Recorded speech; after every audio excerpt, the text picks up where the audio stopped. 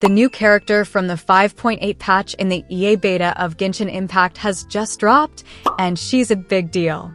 She marks the debut of the first character from the upcoming region Nod Cry, which makes this release especially intriguing.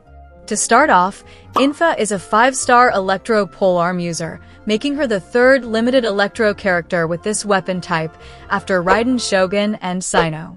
What truly sets her apart is her design. She's a robot, which is a first for Genshin Impact and immediately makes her stand out. Gameplay-wise, she's a support unit who brings a unique twist to the Electro element by introducing a brand new elemental reaction, Lunar Electro Charge. Unlike characters such as Nuvolette, who enhanced existing reactions like Bloom, Innefa doesn't just buff Electro Charge, she completely changes how it functions, even visually. Instead of the usual spark effects, Lunar Electro Charge summons a black cloud that strikes enemies with thunder. This reaction marks a major shift in gameplay mechanics by focusing less on elemental mastery, EM, and more on crit stats, similar to how Quicken works. That said, the way Lunar Electro Charge works is quite complex. It has a different base damage and EM scaling compared to standard Electro Charge. Normally, Electro Charge relies entirely on EM and has a fixed base damage at each level.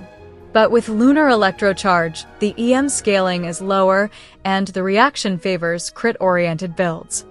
However, there's a major downside. Lunar Electro Charge has a 2-second internal cooldown, ICD. In comparison, standard Electro Charge can trigger every 0.5 seconds, making it 4 times more frequent. This stark difference in uptime significantly reduces the value of the new reaction, even with all its potential and unique mechanics. Now, let's break down the rest of Innefa's kit. She scales entirely off ATK. Every part of her abilities benefits from it. She can boost the base damage of Lunar Electro Charge for the entire team based on her ATK. She's also an ATK scaling shielder, following a Fontaine-era trend where defensive characters provide strong offensive support.